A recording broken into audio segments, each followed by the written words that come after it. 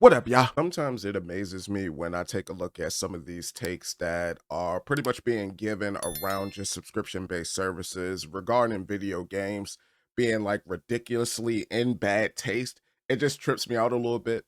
Now, the title for this particular article is Former PlayStation CEO says Xbox Game Pass and other subscription services turn developers into wage slaves and are bad for business. Now, I want everybody to keep this in mind. This is coming from somebody that's at the tippity top of the organization of the company. Most of the things that they have to do is like, more than likely create like different business deals and potentially bring business to the company. But in certain cases, like it's insulated because you also have CFOs, CIOs, CTOs, and all of that that exists within companies. And for some of you that don't know what some of those acronyms are, like Chief Technical Officer or Chief Financial Officer, Chief Information Officer, you have a Chief Marketing Officer in certain places. So it's like depending on how layered everything is in the executive positions, that would determine like what your roles are at the company. And in most cases, CEOs are just glorified managers that get paid exorbitant amounts of money, right? So with that being said, right, he said this turns developers into wage slaves. I want to keep a pinpoint on developers because he even says here that AAA games in the long term will affect the health of the AAA industry. And I don't think that would be the case. I think the fact that you guys are raising prices of these video games during a time where we're entering a recession or a potential recession, and on top of that, with like you shifting from 74.19, which is the cost that I would have to pay for a brand new AAA game in my state. And in certain instances, like I think Nintendo increased the price of their games to like 80 bucks. I'll be honest. I stopped buying games completely brand new unless I really, really, really want them. Otherwise, I'm looking for deals or I'm waiting for them to come out on one of these subscription-based services. People are starting to do that more than not. Hence why you would see like games like a Final Fantasy. What was the name of that joint? The new joint that came out, Rebirth, saying that they lost money, or other games of that particular ilk saying that they lost money because the metrics that they had that they believed that they would get off of the profits or the revenues they would generate off the game didn't meet expectations. Whereas games like Exposition 33, they're saying, wow, we didn't think this game would do that. And they charged only about 50 bucks for the game, which right now you could actually get it for 40, or you could play it for free on Game Pass. So how are these games thriving? And that's a double A with like triple A quality, which doesn't make sense. And then there are other games that are of similar mindsets. Wu-Chang Fallen Dynasty, for all of the split opinions that game has, is still sold over 1 million copies. And it's on Game Pass.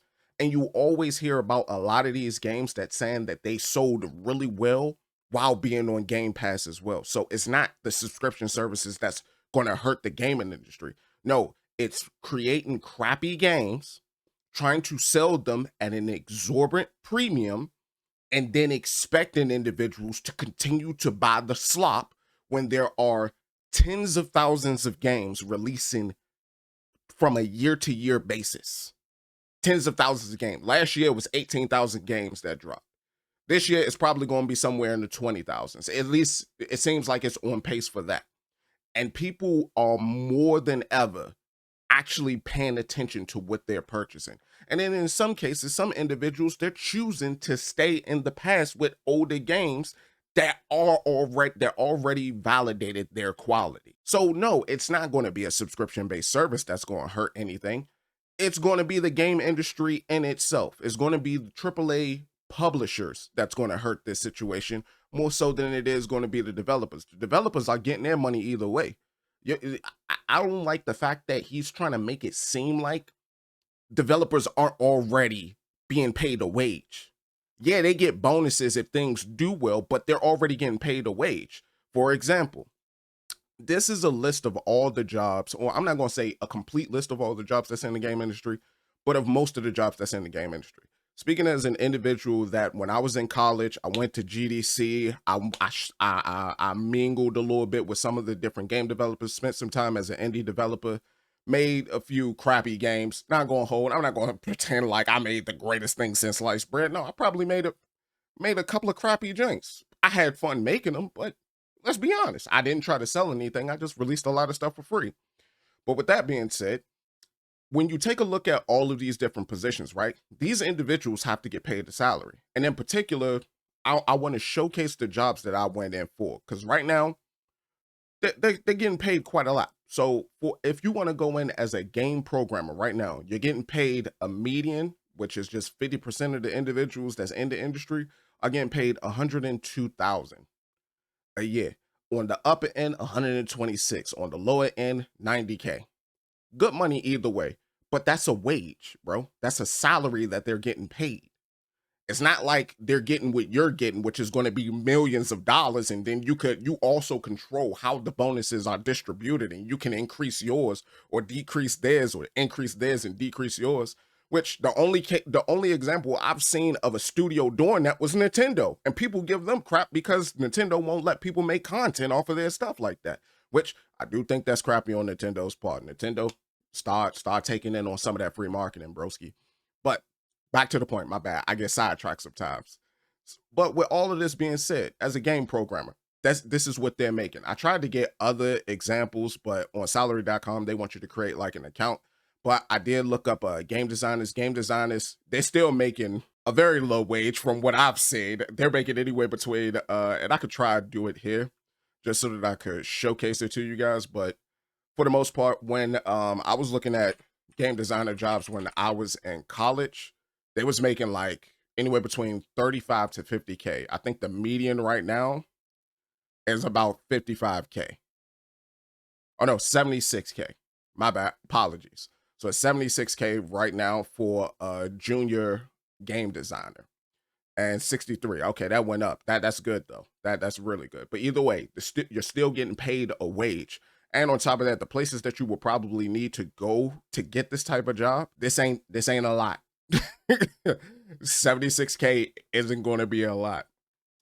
And then you also have, UX game designers, UI and UX game designers, which are the individuals that design the HUD and all of that and the interfaces that the player will interact with. So a bunch of different things, right? I say all of this to say that he's full of crap.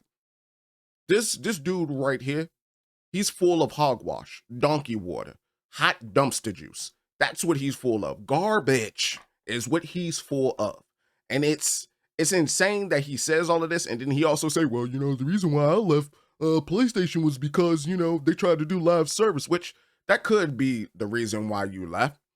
But saying that, well, you're not a fan of the Netflix gaming model, which I will honestly say that's fine to say too. You might not like the idea of players being able to control their own destiny when it comes to their wallet, of whether or not they want to purchase something before they buy it, like they take that leap of faith before they actually try out the product.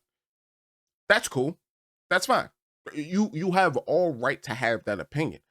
But when we're in a space right now where game demos are scarce, especially on a lot of these products that's asking a lot of you up front.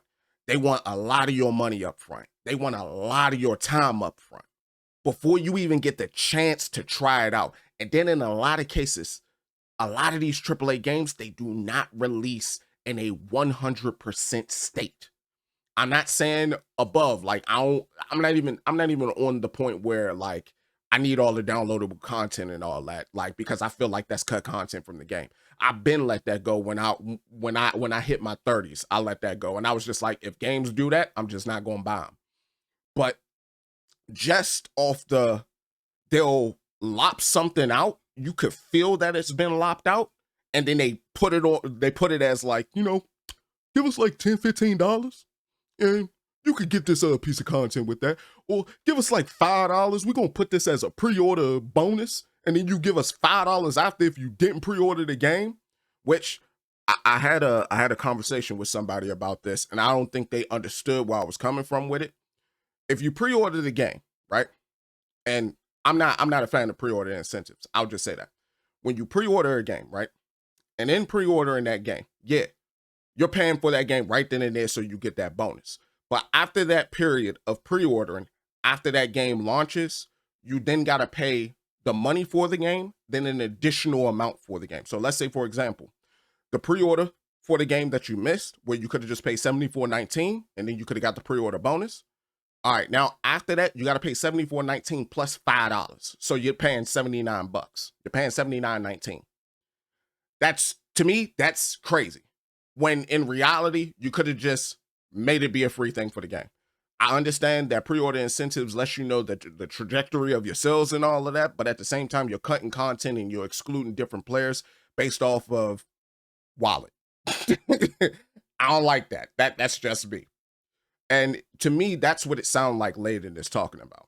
Because he's gung-ho for, well, yeah, you know, the AAA industry, the long-term health for it all is all dependent upon if the players would just purchase the games outright.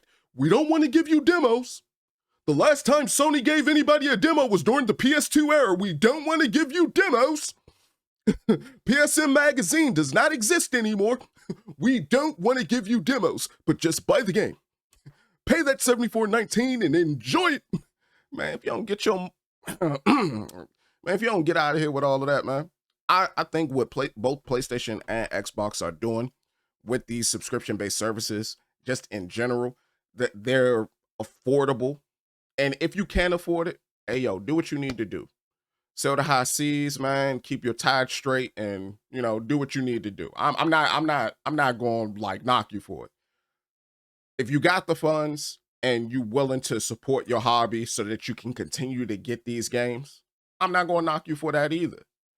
However you choose to divvy up your money, that's cool with me.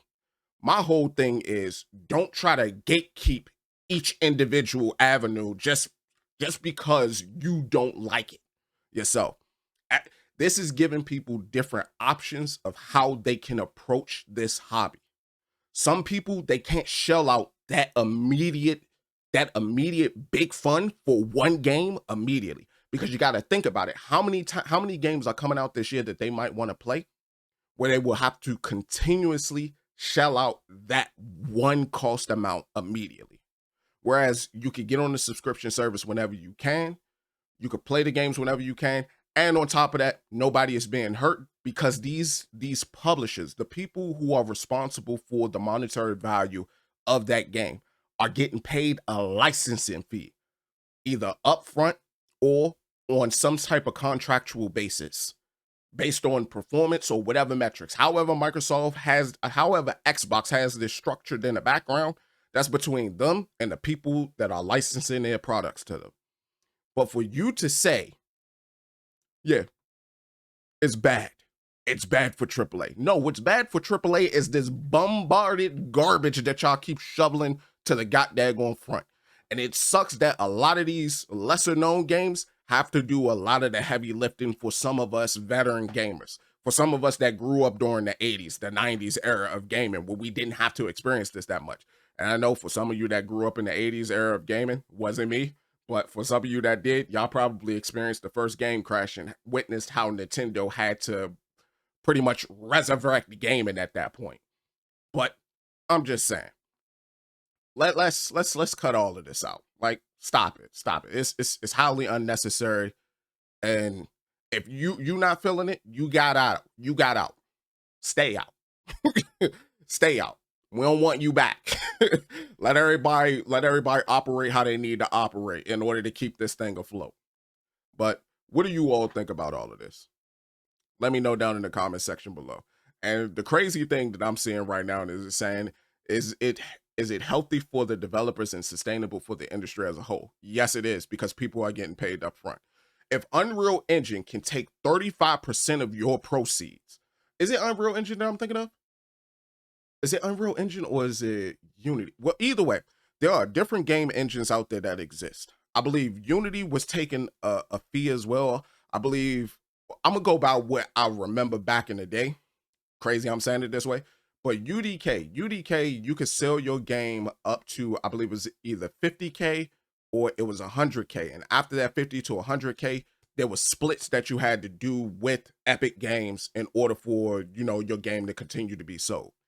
If game engines could hit you with the splits, then why not just take money up front immediately that you're not guaranteed to get? Let's be completely honest. You take that money up front to get, you sell your game on, continue to sell your game. So those individuals that might not want to purchase it could still try it. And if they like it, they might purchase it in the future. But either way, I don't get how that don't help you in the process, especially if you believe in your product, because it's exposing your game to individuals that normally wouldn't play it. We just recently read an article where it was talking about how people or Xbox gamers had a try mentality before they committed themselves to it. That's bringing back demo culture. So I don't know. Let me know what you all think down in the comment section below. Like, am I bugging on this, or is he bugging? Do you like the ability to have options of how you want to approach your gaming purchasing, or do you just want it to be one way? Let me know down in the comment section below. If you enjoyed the video, please be sure to leave a like. If you'd like to see more, please be sure to subscribe to the channel. Until next time I catch y'all, deuces.